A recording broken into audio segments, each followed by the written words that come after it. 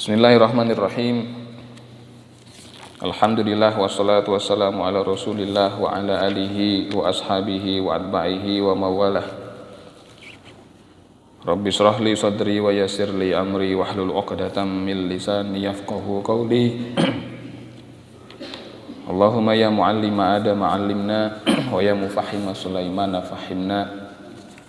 Subhanaka la ilma lana illa ma 'allamtana innaka antal alimul hakim. Kita lanjutkan pembacaan tafsir Munir Syekh Nawawi. Sekarang ayat yang ke-124. Allah Subhanahu wa taala berfirman, A'udzu billahi minasyaitonir rajim. Bismillahirrahmanirrahim. Wa idz ibtala Ibrahim rabbuhu bikalimatin fa'atammahun. Qala inni ja'iluka lin-nasi imama. Qala wa min dzurriyyati. Qala la yanalu ahdiz zalimin. Shadaqallahul adzim. Allah Subhanahu wa taala berfirman, wa idz ibtala Ibrahim rabbuhu. Dan ingatlah tatkala Allah Rabbnya Ibrahim memberikan bala kepada Ibrahim. Bala itu ujian yang berat. Ingatlah tatkala Allah memberikan ujian yang berat kepada Nabi Ibrahim bikalimatin, dengan kalimat-kalimat tertentu. Fa'atammahunna, maka Ibrahim menyempurnakan pelaksanaan daripada kalimat itu. Qala, maka Allah berfirman, inni ja'iluka lin-nasi imama. Aku akan menjadikan engkau wahai Ibrahim sebagai imam, ya, bagi seluruh manusia. Qala, Nabi Ibrahim menjawab, wa min dzurriyyati. Begitu pula lah termasuk yang demikian keturunanku ya Allah. Qala, maka Allah menjawab, la yanalu ahdiz zalimin. Tetapi orang-orang yang zalim tidak akan mendapatkan bagian daripada janjiku ini. Ya. Shadaqallahul adzim. Tapi pada ayat ini kita lihat informasi yang sangat penting dari Allah, ya, terkait dengan sosok seorang nabi yang besar yang bernama Ibrahim alaihissalam. Nabi Ibrahim ini sering disebut para ulama sebagai Abul Anbiya, bapaknya para nabi, ya, dan Abul Adyan, bapaknya agama-agama samawi. Karena dari tiga agama samawi yaitu Yahudi, Nasrani, dan Islam, itu semuanya mengerucut kepada sosok Nabi Ibrahim alaihissalam. Allah menyebutkan bahwa Allah Ta'ala memberikan kepada Nabi Ibrahim ujian yang besar berupa kalimat-kalimat. Di sini kata Syekh Nawawi Al-Bantani, ay bi awamirin wa nawahin. Allah uji Nabi Ibrahim dengan kalimat-kalimat berupa perintah-perintah. Ya, jadi kalimatnya itu adalah perintah-perintah dan larangan-larangan. Nah, ini banyak disebutkan di sini, misalnya manasikul hajj, ya. Di antara kalimatnya itu adalah, atau di antara perintah itu adalah tentang manasik haji. Ada ihram, ada tawaf, ada sa'i, ada melempar jumrah, ya. Ada pula yang mengatakan perintah-perintah di sini misalnya adalah perintah untuk berhijrah, ya, ke Palestina. Kemudian perintah untuk meninggalkan istrinya dan anaknya yang baru lahir, yaitu Sayyidah Hajar dan Sayyidina Ismail, ditinggalkan di lembah Bakkah yang belakangan menjadi Makkah. Itu perintah juga berat itu. Mengingat kelahiran sang putra yaitu Nabi Ismail itu sudah ditunggu-tunggu. Ya, kita bisa bayangkan, yang sudah menjadi seorang bapak tentu tahu bagaimana rasanya mendapatkan seorang putra yang sudah ditunggu sekian lama. Bukan 10 tahun nikah belum punya anak, 15 tahun nikah, bukan, puluhan tahun. Usia Nabi Ibrahim sudah sangat sepuh ketika itu, ya, baru diberikan putra. Tetapi oleh Allah disuruh tinggal, ya kan, ditinggalkan di lembah Makkah. Itu perintah berat juga. Kemudian perintah lain misalnya beliau disuruh untuk menyembelih putra tersebut. Ya, jadi banyak. Ada pun yang mengatakan termasuk perintah khitan, ya, wallahu a'lam. Tapi kita enggak condong pada pendapat itu. Yang kita condong pendapat-pendapat yang mengatakan bahwa perintah-perintah di sini terkait dengan manasikul haji, termasuk membina Ka'bah, merenovasi Ka'bah, membangun ulang Ka'bah, kemudian terkait dengan meninggalkan istri dan putranya. Itu ujian yang berat. Nah, tetapi bahasa Al-Quran menyebutnya ibtala. Ya, ibtala itu secara harfiah maknanya menimpakan bala. Nah, makanya ada bala, ada musibah. Ya, ada bala, ada musibah. Orang yang diberikan bala oleh Allah Subhanahu wa taala itu condongnya adalah orang-orang yang Allah cintai sebetulnya. Iya. Condongnya adalah yang Allah cintai. Dalam sebuah hadis Nabi pernah bersabda begini, kata Nabi, "Idza ahabballahu 'abdan ibtalahu wa idza ibtalahu sabbarahu." Atau kama qala Nabi sallallahu alaihi wasallam. Apabila Allah mencintai seorang hamba, maka Allah akan berikan bala kepada hamba itu. Dan kalau Allah berikan kepada hamba itu bala, sabbarahu, Allah akan berikan dia kekuatan untuk sabar. Nah, jadi kita mulai lihat nih, ada seorang hamba yang diberi bala, ada seorang hamba yang diberi bala dan diberikan kesabaran. Nah, ini baru kita nanti bisa melihat posisi orang ini dalam tanda kutip, atau minimal diri kita. Jadi kalau kita ini diuji dengan bala dan hilang kesabaran, jangan-jangan balanya bukan yang masuk dalam hadis ini. Karena dalam hadis ini, jika Allah mencintai seorang hamba, maka diberikan bala, ujian yang berat. Tapi cintanya Allah itu di dalam memberi juga mengukur kadar dari yang diberi. Nah, makanya manusia itu kadang-kadang tertipu dengan nikmat. Iya, yang dia lihat nikmat kawannya. Oh, kenapa kawan saya itu banyak, padahal, nah, kan gitu. Udah mulai itu padahal. Sedangkan saya, nah, ini membanding-banding. Ini persis seperti pertanyaannya iblis, ya kan? Kenapa saya harus sujud kepada Adam? Padahal, kan gitu kan? Saya tercipta dari api, sedangkan, tuh kan persis tuh. Sedangkan Adam dari tanah. Nah, dia nggak lihat yang memberi perintah, dia lihat perintahnya saja. Maka ini contoh dari makhluk yang terhijab dari Allah karena makhluk. Sama kayak perkara nikmat tadi. Kalau orang sibuk memandang kenapa si fulan sedangkan saya, padahal dia lupa bahwa ketika Allah Ta'ala memberikan nikmat, Allah sesuaikan dengan kadar si penerima. Jadi nggak mungkin kalau ini kita punya gelas segini nih. Ini jangan nanya kenapa airnya cuma satu gelas, kenapa nggak sebanyak teko? Ya kan nggak bisa. Gelas ini nggak akan menampung air sebanyak itu. Kalau mau punya air sebanyak teko, kita harus punya tekonya. Kalau kita masih satu gelas kecil, mintanya banyak, nggak muat. Nah, Allah memberi sesuai dengan kemampuan si penerima. Beda sama manusia. Kalau manusia kadang-kadang karena rasa cinta, memberinya itu melebihi kemampuan si penerima. Akibatnya malah buruk. Kita cinta sama anak kita yang masih kecil. Ya kan, katakanlah umur ya berapa, kelas 3 SD misalnya. Saking cintanya, tiap hari kita kasih uang jajan 100.000 gitu kan. Iya. Itu berlebihan.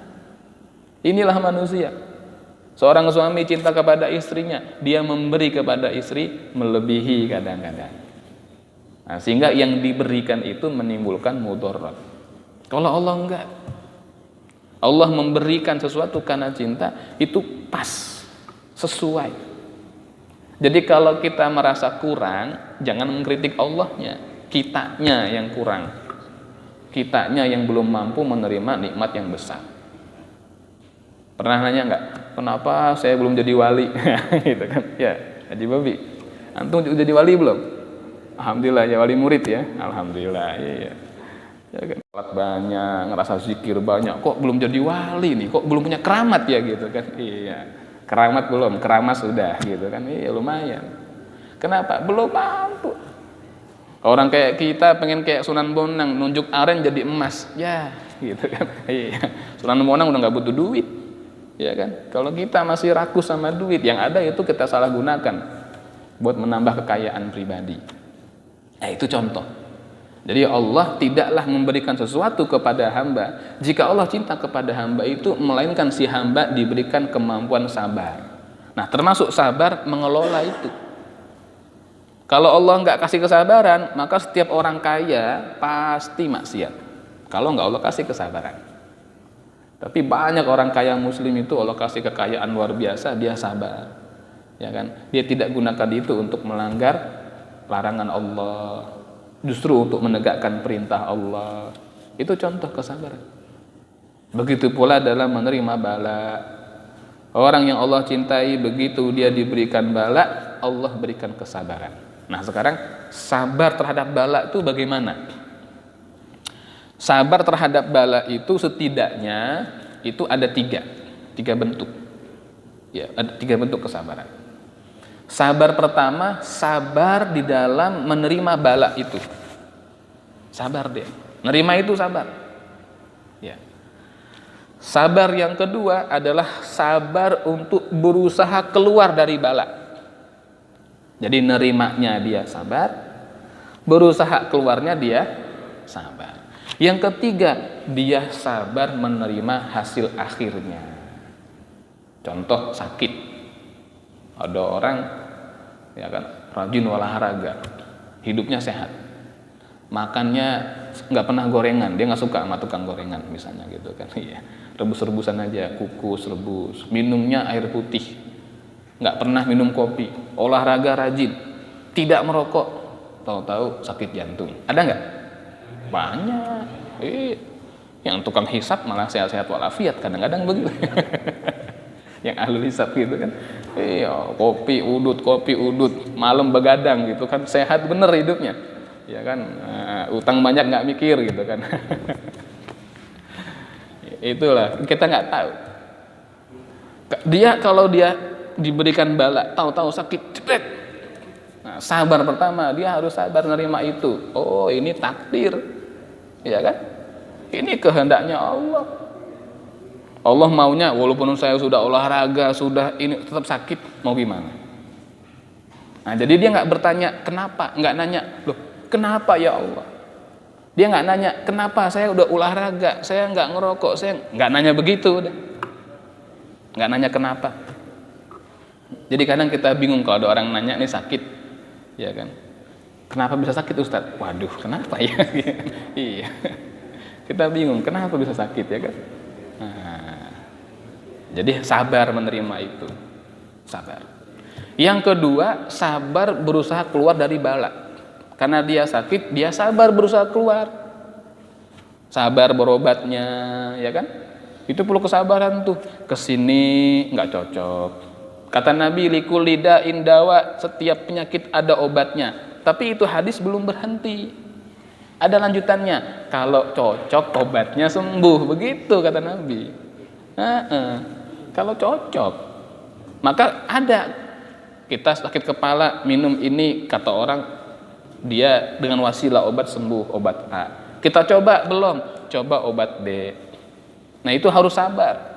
Dia pergi ke dokter A, dokter B, dokter C, kan boleh tuh. Second opinion, the third opinion, kan boleh. Gak mesti satu orang saja kita dengar. Yang ini nggak cocok, ini nggak cocok, ya kan? Ke dokter nggak sembuh. Kemana tuh biasanya orang kalau sakit dokter nggak sembuh?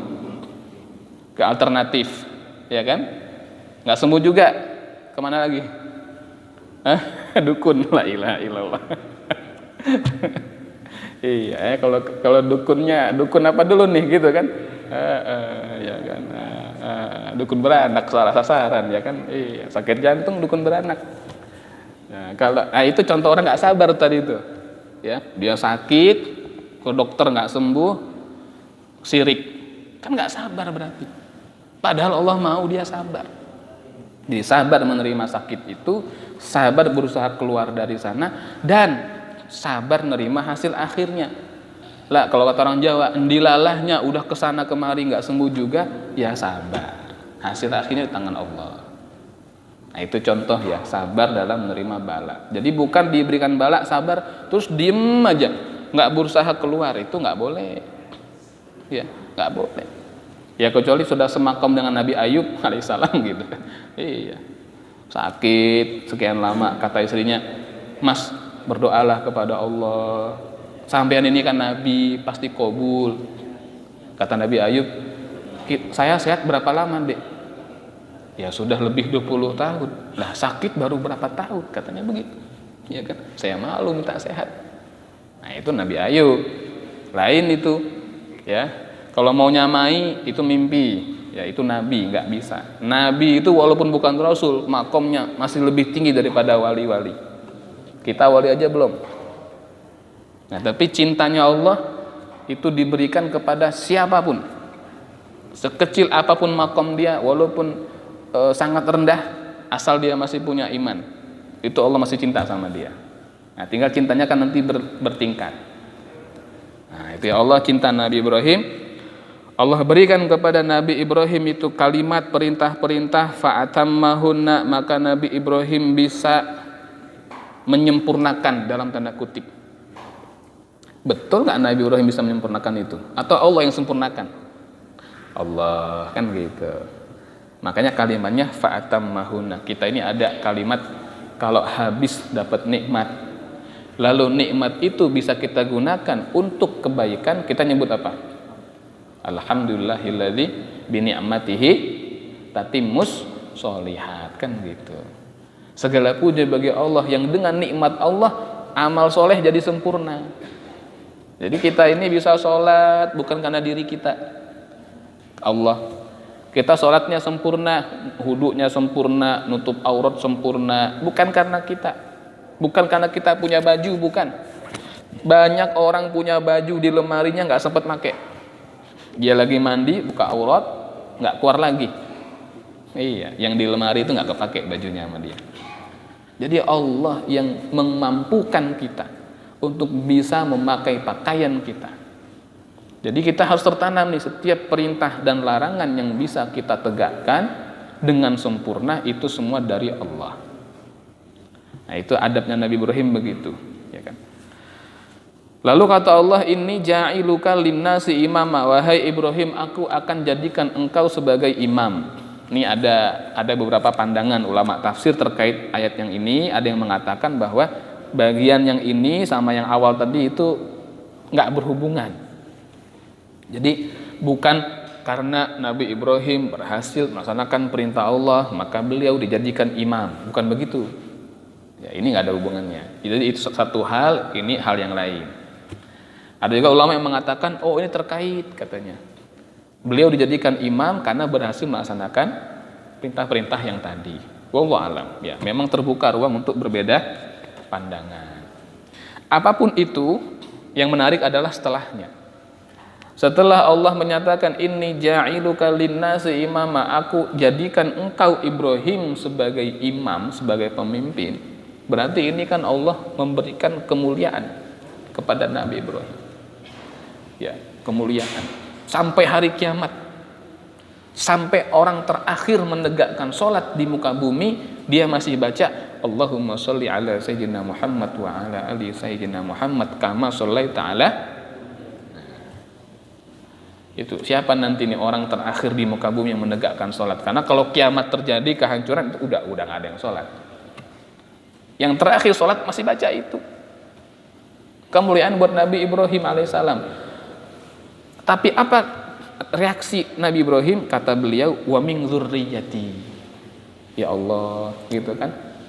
Nah ini contoh seorang ayah yang baik, contoh orang tua yang baik. Ketika dia mendapatkan kemuliaan, dia mendapatkan keutamaan dari Allah, dia nggak lupa doakan siapa? Keturunannya. Ya Allah, tolong keturunan saya. Itu. Makanya jangan heran kadang-kadang ada seseorang wali, anaknya jadi wali juga, gitu kan? Cucunya jadi wali juga. Ya nggak heran, kenapa? Mereka nggak pernah lupa mendoakan itu. Nah ini teladan. Jadi kita jangan pernah putus.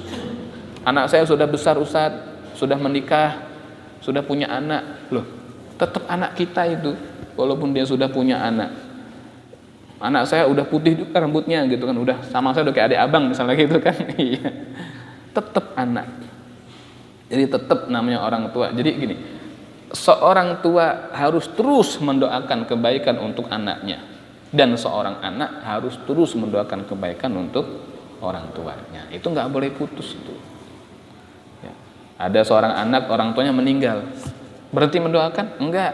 Berhenti berbakti? Enggak. Tetap dia mendoakan, tetap berbakti walaupun orang tua yang sudah wafat. Begitu pula orang tua yang baik. Nah, maka Nabi Ibrahim mendoa kepada Allah, ya Allah, engkau menjadikan aku imam, tolong jadikan keturunanku juga imam-imam. Dikabul nggak sama Allah? Dikabul. Nabi Ibrahim punya anak Ismail, anak pertama, menjadi nabi. Anak kedua dari istri pertamanya Sarah punya anak laki-laki namanya Ishak, menjadi nabi. Ishak punya anak namanya Yakub, menjadi nabi. Yakub punya anak 12, salah satunya namanya Yusuf, menjadi nabi. Terus setiap nabi yang lahir, yang terbit setelah Nabi Ibrahim dari Bani Israel, itu kembali kepada Ishak bin Ibrahim. Nabi Muhammad SAW dari puaknya Nabi Ismail bin Ibrahim. Nah, itu doanya beliau, keturunannya doakan. Maka kita juga harus mendoakan anak cucu kita. Ya, tapi ditambah Pak, yang udah ada nih ditambah. Ya, bukan saya yakin pasti udah mendoakan soleh, solehah, bertakwa, berbakti, itu udah semua kan? Nah, tambah nih. Dan ya Allah, janganlah kau jadikan ada seorang pun di antara anak cucuku dan keturunanku yang menjadi bagian dari tentara-tentaranya Dajjal. Minta itu. Jangan sampai 5.000 tahun lagi dari nasab kita ada yang ya kan jadi letnannya Dajjal gitu kan. Nauzubillah min dzalik. Tambah itu. Hah? Piting. Rangkul Pak, bukan piting ya. Ya kan, nauzubillah min dzalik. Ngeri itu. Nah, yang terakhir apa kata Allah? Qala la yanalu ahdidz zalimin. Nah, seolah-olah Allah hendak berkata, wahai Ibrahim, iya, aku kabulkan, tapi ingat janjiku ini, yaitu menjadikan engkau dan keturunanmu sebagai imam, itu tidak untuk orang yang zalim. Nah, orang zalim, kata Imam Ghazali, itu terbagi dua. Ada orang yang zalim terhadap hak orang lain. Nah, ini zalim, nggak dapat nih, nggak layak jadi imam. Orang zalim tidak layak menjadi imam, dan imam jangan zalim.